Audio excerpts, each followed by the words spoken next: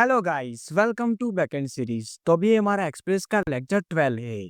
तो इसके अंदर हम यहाँ पर बात करने वाले हैं कि यहाँ पर लॉग आउट का लॉजिक कैसे अप्लाई करते हैं। तो चलो हम यहाँ पर फोल्डर को ओपन कर देता हूँ।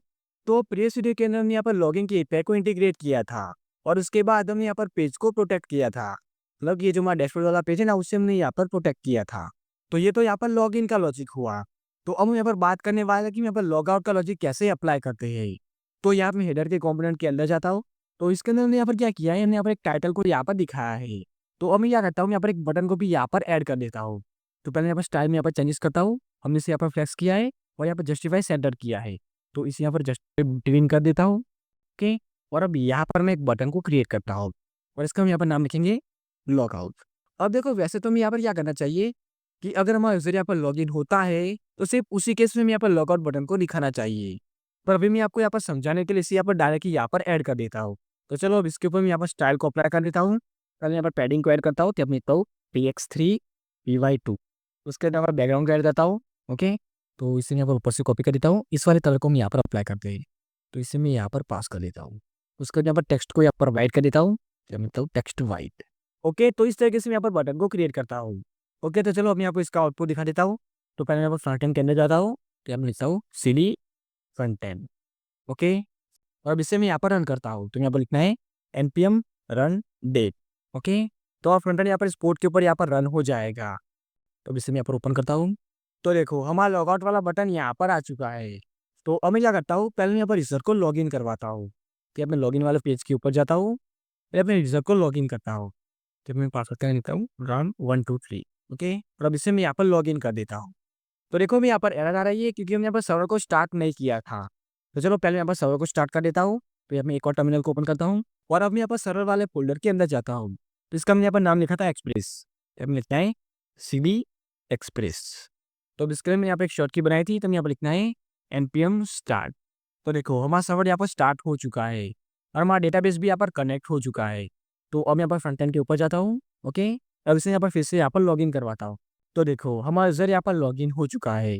तो मैं यहाँ पर डैशबोर्ड वाले पेज के ऊपर जाता हूँ। तो यहाँ पर लिखता हूँ /डैशबोर्ड। तो अभी मैं यहाँ पर लॉगिन है, तो इसलिए हमारा डैशबोर्ड यहाँ पर ओपन हो चुका है। तो अब मैं क्या करता हूँ, यहाँ पर लॉगआउट का लॉजिक अप्लाई करता हूँ। मतलब कि जैसे यहाँ पर इस लॉगआउट वाले बटन के ऊपर क्लिक करेंगे तो हमारा यूजर यहाँ पर लॉगआउट हो जाएगा। तो जो इसका हम यहाँ पर लॉजिक अप्लाई करते हैं, तो यहाँ पे VS कोड के अंदर जाता हूँ। तो अभी जो हमारा बटन है ना, इसके ऊपर यहाँ पर ऑन क्लिक को यूज़ करता हूँ। और अब यहाँ पर मैं एक फंक्शन को कॉल करवाता हूँ। अब लिखता हूँ हैंडल लॉगआउट। ओके। और इस फंक्शन को मैं यहाँ पर क्रिएट करता हूँ। तो यहाँ पर लिखता हूँ कॉन्स्ट हैंडल लॉगआउट और हम यहाँ पर एरो फंक्शन को यूज़ कर देते हैं। अब देखो, हमारे ब्राउजर को यहाँ पर पता कैसे चल रहा है कि हम यहाँ पर लॉगिन है या नहीं है। तो इसका रीजन है हमारा लोकल स्टोरेज।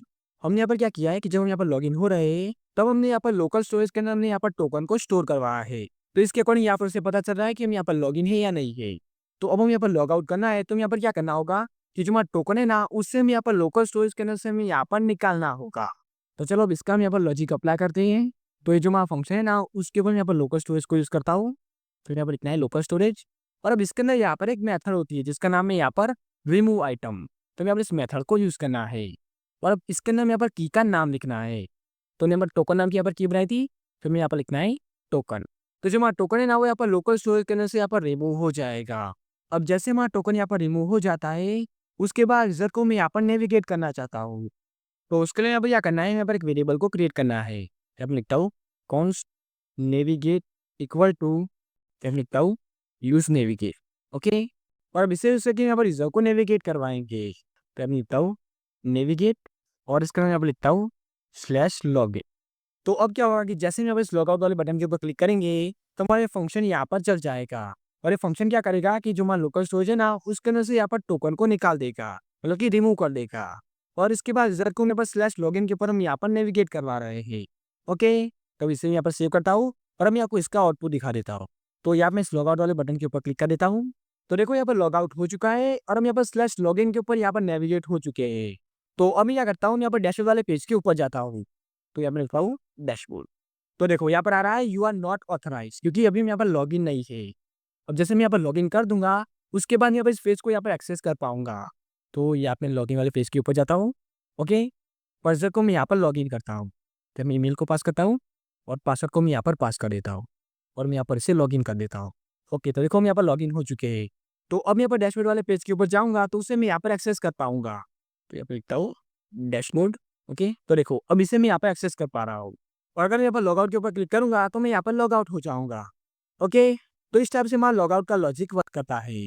अब देखो यहाँ पर हम क्या करते हैं कि जब यूज़र यहाँ पर लॉगिन होता है, तो हम यहाँ पर लोकल स्टोरेज को यूज़ करके यहाँ पर टोकन को यहाँ पर स्टोर करवाते हैं। और अब जब भी यहाँ पर यूज़र कोई नई एपीआई को फेच करता है, तो उसके हेडर के अंदर यहाँ पर टोकन को पास करना पड़ता है। पर जो वहाँ लोकल स्टोरेज होता है ना, वो यहाँ पर इतना सिक्योर नहीं होता है। तो हम यहाँ पर इसके अंदर यहाँ पर टोकन को स्टोर नहीं करना चाहिए। तो क्या अब इस लॉजिक को अप्लाई करने का कोई बेटर तरीका नहीं होता है? तो इसका आंसर है यस, इसका एक बेटर तरीका होता है। तो उसके बारे में हम यहाँ पर नेक्स्ट वीडियो के अंदर हम यहाँ पर बात करेंगे। सो गाइस, अभी तक आपने हमारे बैकएंड की सीरीज को एक्सेस नहीं किया है, तो मैं आपको उसके प्लेलिस्ट की लिंक डिस्क्रिप्शन में प्रोवाइड करा दूंगा। तो आप वहां से उसे एक्सेस कर सकते हैं। और इसके साथ अभी तक आपने हमारे चैनल को सब्सक्राइब नहीं किया है तो प्लीज सब्सक्राइब कर देना, जिससे कि हमारे आने वाले सभी वीडियोस की नोटिफिकेशन आपको मिलती रहे। Okay, so guys, thanks for watching and I will meet you in next one.